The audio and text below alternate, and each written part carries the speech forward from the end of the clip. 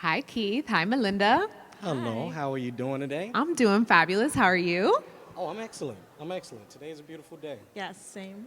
Ah, that's beautiful. I know it is a beautiful Thursday here in Philadelphia, and we're here to talk about product, our favorite subjects, right? Of course. Exciting. Of That's course. right. Being experts in the product industry and holding and being able to kind of rise up in the ranks, it's really important to talk to our techies, right, and have them kind of understand our own pathways and how we've been able to navigate in being able to advance our careers in product, right? Absolutely. Correct. Absolutely. Do you want to give a brief intro, Keith? Absolutely. So, my name is Keith Lewis. I am a product CFO at JP Morgan Chase. Hi, and I'm Melinda. I'm a product owner at NBC Universal. Awesome. And our first question here for the two of you is, what are some key skills or qualities that differentiate a good product manager from a great one? Yeah, I'll take the lead. So I would say just going above and beyond is what differentiates everything. There are people who just come and they do their job and they get it done. But the way the market is shifting all the times, especially with all of this new technology, I think that the best way to differentiate, product management from being good and to being better is just adjusting to those changes and just going pretty much above and beyond in what you do. Yeah. I agree. I think research too and Yeah. going above and beyond and understanding what it is that we have Yeah. to build. Yeah. I think the elephant in the room whenever you're thinking about product is all of the stakeholders, right? And making sure that the relationship among all of the stakeholders is kept intact, because once one goes off the rail, then it's a domino effect. So. I think that stakeholder management is something we don't really talk about enough in products. I think we do this dance between being the liaison between our development partners Yep. and our stakeholders. Yep.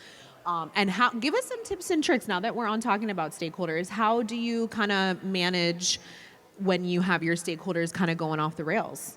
I think for me, they have to look at you as an ally first. I think that a lot of times, me working in IT finance, a lot of people look at me as the person that's there to crack the whip and say, hey, well, you can't spend this or you're going over budget. But I think that the more that you build that relationship and understand the tech side as much as possible, the more they believe that you're a part of their product and working with them to get the best results. And I think that that's the best way to build it. Absolutely. Our next question. Can you share a pivotal moment in your career that helped you advance from a product manager into a leadership role? Leading with me? Yeah. I would say that the biggest change for me was after I got my certified management accountant certification. I was in finance, but I wasn't really in the tech space as much. But I think that after getting that certification, it started to move me a bit more into tech, just because of the advancements and things of that nature. And I think more immediately was my AWS certification. Once I got involved in a cloud space, that really kind of sprung that forward and made me be able to move forward quickly.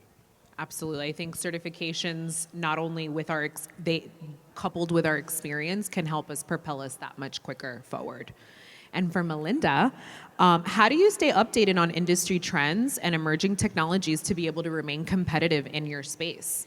So to stay updated, I read a lot of blogs, I watch a lot of YouTube videos. I don't have anyone in particular that I follow, but I'm just always reading the news, knowing what's going on, just staying in tune with like all the new technologies, like I mentioned earlier, like there's ChatGPT now, there's Google Gemini. All of these are resources that you can use to learn more about your craft, to learn more about the space that you're in. So that's pretty much how I stay up to date with the industry trends. Absolutely. Research is our best friend here in Yes, product. absolutely. Research.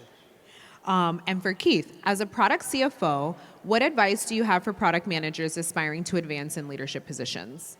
I think that one of the things that I've learned having my entry into my MBA at Temple is that you have to actually be political within the workplace. And when I say that, you have to be able to network with people that's not only within your realm of business, but also those people that are outside. So if it's volunteerism through the job, if it's affinity groups, being involved with all of those different spaces is very important, and you begin to build relationships and build people that are actually going to vouch for you, right? That's the one thing that we always face within the workplace is that, one, we're normally the only ones that look like ourselves in that space, right? And we tend to work in isolation a lot of times and in silos. We'll give the head nod to one another, but we're not really interacting. But I think that it's important to interact with people within the organization in order to build that allyship, build up the champions within there that'll be able to support you and help you move toward where you want to go in your career. I definitely can't echo that enough. I think building community, kind of those the same structure that we use to build community is the same that we have to kind of follow in the workplace. Absolutely. And for Melinda, can you discuss the importance of cross-functional collaboration in advancing your product management career? So I think it's very important to cross-collaborate because being in product management, there are so many verticals, right? Like you're collaborating with the design team, you're collaborating with marketing, you're collaborating with, business solutions, operations, and all of those things. And sometimes if you don't even want to stay in the product space and you want to go to a different vertical, it's making those connections and cross-collaborating that will help you get in those spaces. Also, even if you do want to move up, being that you're able to effectively cross-collaborate with everyone, like we mentioned, like we're cross-collaborating with stakeholders and they're our allies. So like, it's important to see that you're able to be, at a good level with like who you're collaborating with all of the stakeholders and all of those things. And I think essentially that's what's going to help you move up, seeing that you're able to communicate with everyone effectively and just reach one common goal. And execute it. I agree. I think you really have to stimulate those influencer muscles, if you will, in terms of how you're able to influence that change management that comes with building innovative technology. Because a lot of the times that's a lot of our job, besides the research and the stakeholders and that change management process that a lot of us have to follow. And then for Keith, in your experience, what role does mentorship play in your career development of product managers? Oh, that's very big. Yeah, like I think for me, I've been lucky enough to have really good mentors throughout my career. I think that you also have to seek that out. And it was a good book that I was reading. I can't remember it off the top of my head, but I believe me, it's a good one. And it talked about not only looking for good mentors, but understanding what a good mentee looks like, right? Mm-hmm. Understanding what it is that you want to do, understanding what your goals are, and to be able to articulate it so that way the mentor that you are seeking out really can help you and push your career forward. A lot of times we think of, hey, I want a mentor because that's what's the quote-unquote best thing to ask for, but do we really know what we want out of that mentor? And different mentors can be utilized for different purposes. That's why a lot of people tend to have more than one mentor because it's different focuses of those mentors. And sponsors too. I think Absolutely. that's a kind of a new in journeys of finding mentors, you find sponsors where those are the people that actually advocate for you to be in that next role. They're the people that are putting your names in the rooms with leadership to be able to get you those promotions or get you into the new next vertical that you want to work for in the business. And then I'll have you both answer this one because this is a great question. What strategies have you found effective in advocating for your career growth and advancement with your specific organization? So I would say I really speak to my managers and other people and tell them what I want. You can't wait for people to kind of tell you where you're going to go, how you're going to do it. In the product space, the only way you'll advance is if you seek it yourself, in my opinion, and just in my experience. So I do make sure to have quarterly check-ins that I initiate, saying hey, I need feedback on this. This is this is what I want to do. This is where I see myself in the next few months or in the next year.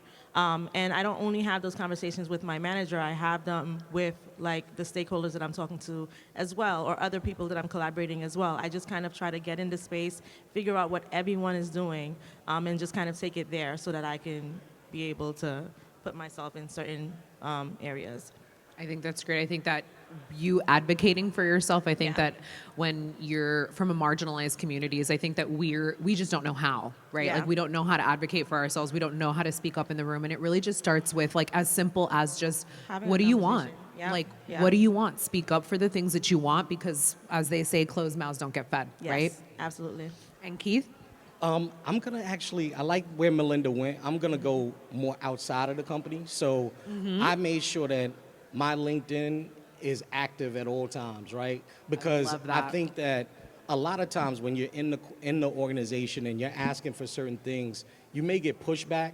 But I think a part of building the brand and a part of really putting yourself in a position to get those things are them being able to see that they're not the only game in town to a certain extent, right? So anything that I'm doing from a volunteer standpoint, from a work standpoint, anything that I think is effective and something that's worth sharing, I do that on LinkedIn. I make sure I tag JP Morgan, right? I make sure I tag the people that are stakeholders that are on my team, people that are involved with the organization, just so that they can see that, hey, Keith isn't just a product CFO within our organization, but Keith's impact is outside of the organization as well. And you continue to show your value. I think that in product that we tend to get lost in the shuffle because of we're working with stakeholders, design team, marketing, go-to-market strategies. You're working with other vendors perhaps, and we kind of get lost in the shuffle. So we really have to work on advocating for ourselves and just speaking up and continue to provide that value. And for both of you, can you share a challenge or obstacle you faced in your product management career and how you overcame it? I think challenges happen all the time, right? I think that the biggest challenge that I found going throughout my career and moving up in my career is that it's the relationships. That's the hardest part, I think, because at the end of the day, we all go to school, we all have these different degrees, we all learn what we need to learn from a finance or tech perspective, but I think that there's no real education in terms of how to collaborate with people, how to build relationships with one another. I think that management of relationship and those human skills that are more soft skills are immensely important, even more so sometimes than the technical and the business skills that you have. Absolutely. Melinda? So I completely agree with Keith with building those relationships. So for me, my biggest challenge is I'm a remote worker. So I work 100% from home. What I do to kind of overcome that challenge, because it's hard to build those relationships when you're behind a computer screen all of the times and your camera's not even on. They're just seeing a picture. So I do make an effort to try to go into the office once or twice a month. I do make an effort to go to all type of social gatherings that they're having, even if it's in my city or not. I think that's kind of like the biggest challenge I've had though, just being at home. And not seeing everyone every day the same way everyone is able to sit next to each other, talk to each other about work-related and non-work-related things. Like for me, it's always strictly work-related because I'm behind that computer screen. So I would just say that's my biggest challenge. I feel like if I was in person more, I would be able to build better connections, and I probably would be able to increase my chances of advancing in the ways that I want to. But I just do my due diligence to just put myself out there and reach out to people, even if I've never seen them before. Like I'll send them a chat on Slack or Teams and just kind of introduce myself. But that's how I've been overcoming that challenge. I think that's great. I think the more you kind of shoot your shot, if you will, especially from a career perspective, you'd be so surprised how receptive other people are to helping you. Yeah. You really just have to ask. And I think that we kind of just get in our own heads at times, and we kind of get a little scared. So just being advocates. And then for our last question, and then maybe we have some time for questions on the floor. And then looking ahead, what do you see as the future trends and opportunities for advancement in our field? Wow. I think that it's a very open space right now. I do think that, at least for my organization, and what I'm seeing a lot of is the chat GPT. I think that AI, that's still a space that's not necessarily 100% knowing what they want out of it, I think, to a certain extent. I would also say that the cloud space is very big. At least most companies that I'm seeing have either moved or migrated over to the cloud, or they're in the process of migrating over to the cloud. So I think that that's a very huge space as well. But I think leading the charge is probably that chat GPT and the different functionalities and things that you can do within it in the organization. Yeah, I think AI is as we've seen in this conference in the last couple of days, I think AI really is going to revolutionize our roles specifically and how we continue to deliver innovative product solutions. Yeah, I definitely agree with AI being the upcoming trend. I just feel like with AI though, as long as you know how to use it Yep. effectively, because a lot of people are afraid of AI too. They think it's gonna replace, like, yes, it is gonna be revolutionized, but I don't think it's gonna replace us. And I Not at think all. that's what a lot of people worry about sometimes. But as long as you know how to stay like in tune with it, you're doing your research, you're using it effectively, because we talked about like research, we talked about using these tools. As long as you're using it properly, I just think that everyone will be fine. But that is definitely the trend that we're heading towards. I agree. I think it's more kind of like a tool in our toolbox. It's not going to replace anything. And I Yeah. think that the more we know and the less we're scared of it, we Yes. can actually understand like what these tools do Yeah. and also like verify the efficacy of them, right? Like in Yeah. our research, a lot of the things that power these AI tools They're not always accurate. they're not always accurate, especially for our communities, right? Yes. So that is something that we absolutely have to be kind of very diligent Yes, about in I our agree. research efforts, for sure. Oh, well, thank you guys so much. This was such a great chat. Yeah, this was fun. Thank you. Awesome. Do we have any questions or time for questions on the floor? Hi, thank you so much for your time today. I was wondering, especially for those who have work in product with really traditional stakeholders, let's say, streaming services for you, Melinda, except it's also at a very older structure, and then obviously JP Morgan Chase, very old financial institution. How do you kind of work with these older, maybe like older generation sort of mindsets when it comes to these stakeholders, but having a lot of fast-moving products that you need to create? What kind of challenges and how do you kind of balance those concerns of retaining that traditional structure? Patience, right? I think whenever you're talking about a company that is big, change takes a while for it to actually happen. Even though things are moving fast within the industry, organizations are very hesitant to move fast because it can affect their organization tremendously, right? In terms of, I'm assuming that you're talking more of the people aspect, right? In terms of the people aspect, I think that the one thing that I've learned in being in an organization like JP Morgan Chase is you can't ask for what you want. You have to kind of be that person that talks about what you want and be able to have that confidence in yourself. I think that a lot of times, a lot of the issues that come about within generational conversations or just different people and different mindsets is that we don't necessarily go into that conversation with the confidence that we should have, right? We're in the building and we're there talking to you because we should be there, not because it was a quota, right? I think that that's one of the things that's the biggest challenges that I've found throughout my career. But I think that you can't change people. People are gonna be who they are. All you could do is continue to show and execute until they believe or until people around them see what you're capable of doing. And that's the best approach that I've taken. And I don't really worry about what people think of me as much anymore, right? Yeah, thank you so much. Yeah, I completely agree with you. I agree with you 100%. He gave the perfect answer, so I don't really have much to say about this, but I do agree that patience and just being yourself, and once you know what you're talking about and once you know what you're doing and you can show the results, people will kind of believe in you and they will kind of adapt to whatever changes there are because you're showing them that you can find a solution. So that's all I would have to add on to that. And just having a plan.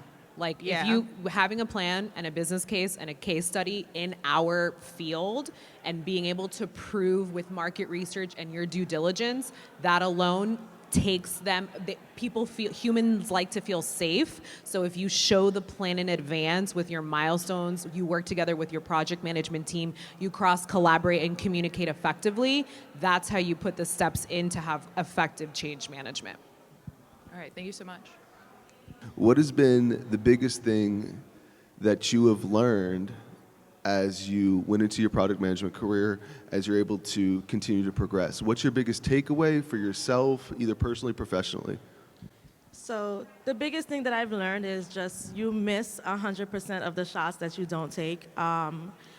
At my time at NBC, my position has changed 3 times. So I started as a product specialist, actually, and within 2.5 months, I became a product owner. And that's because I was consistently showing up, consistently going above and beyond. No one is going to hand out a job to you. You have to go and ask for it. So whenever I go to work, I give 110% every single day. And that can be tiring sometimes, but that's just really what I learned of how I can like move into different spaces. And once I went from product specialist to product owner, at first I was a product owner in the back end. So I was able to learn all of the back end functionalities of software development and gathering requirement and all of those things. And once you know the back end, you can easily move to the front end because that's user interface and user design. So now I'm a front end product owner, but like my position has changed 3 times, and it's because I'm currently staying up to date with what's going on. I'm learning the back end and front end of everything, and I'm just asking, I'm putting myself out there. From product specialist to back end product owner, I asked for it. And I got it. From back-end product owner to front-end product owner, I asked for that as well. And they, accepted. And that's just because they see that I show up all of the time. So what I would say is just whatever you're doing, show up 100% of the time. You may think that there isn't a position available because sometimes it is hard, but people leave the company all the times. And that's when you can kind of just take that opening and show that you're capable of doing that job. And that's pretty much what I've learned throughout my career. So I guess I want to know, like, what does your day-to-day look like? I'm sure it's different, but if you could give me, like, a overall, like, if you guys had a normal week, what would your morning to your afternoon look like? Bree, you sure you want that? That's what I want to know before I move into Gotcha. it. I'm weighing my options right now. So right now we're in product management space. Yeah, So. I could definitely tell you there's a lot of Zoom calls, right? So you're going to have like 4 of those in a day. But I think overall, the day-to-day, what it looks like, it is always changing. I will say that. There are some things that you're going to do every month that's just a part of the job, right? But I think that the majority of the work is really around going back to that relationship management, right? So where I sit as a product CFO, I'm actually talking to the product owners on one end, and then I'm talking to the CTOs on the other end, right? So there's multiple conversations and multiple discussions around either the product implementation or from the tech side, the budget, things of that nature. So it is ever changing, but I think that a lot of it surrounds the relationships asks around finance for me. And what can we do from a budget perspective, implementation that they're looking to do from a tech perspective, and just making sure that I'm keeping them in tune to what the finances look like, what their outlook looks like, as well as also giving them that expertise from a finance perspective, right? Because when you think about product owners, when you think about tech partners, they don't care about the numbers as much as we do, right? Or I do, right? They're not focused on that. Their focus is, hey, I have X number of clients that want this type of feature or this type of service. How can we get this done? And from a tech perspective, they're thinking about, okay, how are we gonna get this product into the hands of the people? How we're gonna get these features added in a timely fashion without having to worry about any type of bugs or anything along those lines. So their thought process is not around finances. So my job and what I'm supposed to be doing and what I tend to do is make sure that I'm keeping them in tune with the numbers and making sure that they understand the impacts of the things that they do or don't do from a finance perspective. That's, I would say, the main part of what I do on a day-to-day basis. Thank you, Keith. Melinda? Yeah, so for me, day to day, honestly, I would say that it can get a little bit hectic as a product owner. So I do have a team of I have a Scrum Master on my team. I have my software developers. Those are the main people that I speak to every single day. We have Scrum ceremonies, so we're doing daily stand-ups every day. As a product owner, I probably have 15 meetings a day, and they all overlap. So there's a lot of multitasking involved. Most of my days around meetings with the clients, meetings with the stakeholders, making sure my developers are happy, because at the end of the day, they're the one who's doing the real work, who's building. Not that what I'm doing is not real, I'm gathering the requirements, but nothing can happen without them. So you want to make sure that your team is happy, and it's just a lot of multitasking, dealing with a lot of different personalities, and just making sure that you're showing up and prioritizing. I think the most important thing is prioritizing, like what meeting is more important than the other one? Like, where do I need to be? Who can I send someone else? Like, who can I delegate this task to? And just also prioritizing my features as well. A lot of the day today comes with talking to the stakeholders. Everyone thinks that their problem is important. And it is, but you have to be the one to say, like, I completely get that you want to do this, but let's do this instead. Or, you know, making promises that you're going to do something, like, in the next quarter instead. So it's just kind of that, like, for the day-to-day. It gets a little bit hectic, but that's what makes it exciting as well. There's never a boring day in product management. You just have to manage your time effectively, and everything will be fine. A lot of what each of you said are things that I do in my career, but just in a different way. It's not product related.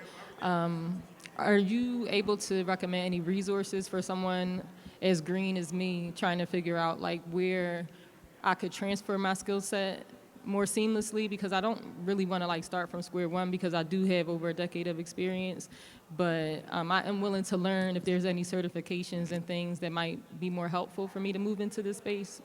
Could you guys suggest some? So for me, I did get my Scrum Alliance, I think it's called Scrum Alliance Product Owner certification, and that kind of helped. And like you, I didn't just start off in tech when I started. I actually started off in advertising. I knew nothing about tech. My degree's not in tech. My degree's in mass communication, and I have a master's in media management. So everything was just media-related, production, advertising, and all of those things. And like what really helped me make that transition, you get your foot in the door for the company that you want to work at. So I started at iHeartMedia when I started my career.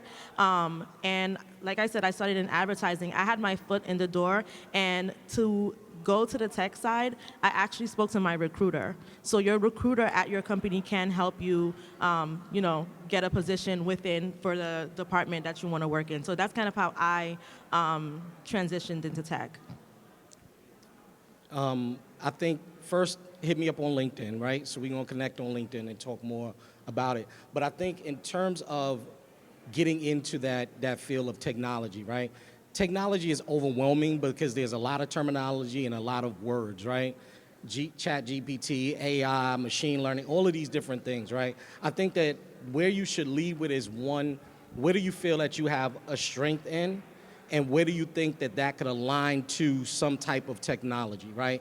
That way you're not trying to start from scratch and doing something that you don't really know if you're interested in, and then finding that you've already went down the rabbit hole, right? Kind of lean on what your expertise has already been and figure out how technology applies to it, because I can guarantee there's a way that it does, right? There's nothing that's done now within an organization without some form of technology as a part of it. So I think that we should lead there, and then we'll chop it up on LinkedIn and we'll see what's good. Thank you both so much. I'll follow you both on LinkedIn. What's going on, guys? What's up, LB? B, what up? So I had a question kind of based on what you guys were talking about earlier about like making your own way and kind of like influencing change by not asking but kind of like guiding people through it. In doing that, what challenges have you encountered in terms of like doing that whole change management process? So how do you guys influence that type of change? I think I'm not as involved in that aspect of it. I am from the reality check, right? Because everybody always wants to do everything, right? Everything that they want to do is the next best thing that's gonna change, and then months later they're not even using that technology, right? That happens all the time. So I think that one of the things that I always do as a finance person kind of being brought into that discussion is the reality check of you can't do everything at once. So we have to prioritize and make sure that we stick to the plan that we're looking to do. I think that that's kind of like the best approach. How those conversations will happen differently based on the different stakeholders that's involved.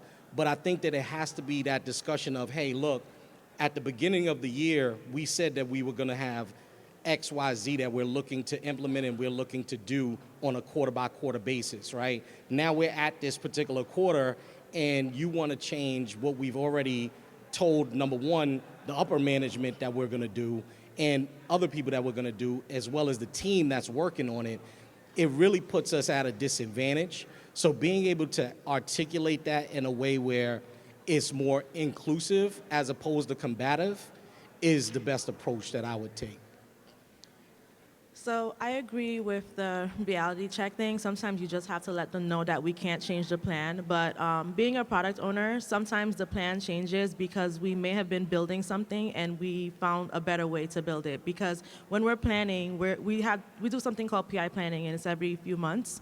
The way we thought it was gonna work, and the way, like, when the devs get into it, they thought we wanted to do this, but like it's actually not gonna work that way. So I do think that the plans change all the times, but like being inclusive, just letting everyone be aware of everything when the change is happening. And as a product owner, like with the stakeholders, if they want to change something immediately, it's like about the prioritization too. And when I do plan my roadmap, I always leave space. Like I only plan to 80% capacity for when those important things do come in. That's kind of like when I bring it in. I do have to say hard no sometimes. It depends how major the issue is, but that's just kind of how I manage that change process. And I never just throw anything, sorry, because you're like a software developer, I never just throw anything without talking to my team. Even though like I'm in charge of the backlog, I always tell them like, hey team, like this issue's coming up. Do you guys feel like you have enough capacity for it? Do you think that this is doable? So just being inclusive with everyone, the Scrum Master, the developers, everyone, just like we make a team decision. Got you. Thank you, Yeah. guys. All right, thank you, audience, for your lovely questions. Thank you, guys. And I think that's it. Are we good? Are we leaving now? We're done. We're Thank you, done. We're guys. done. All right, thank you.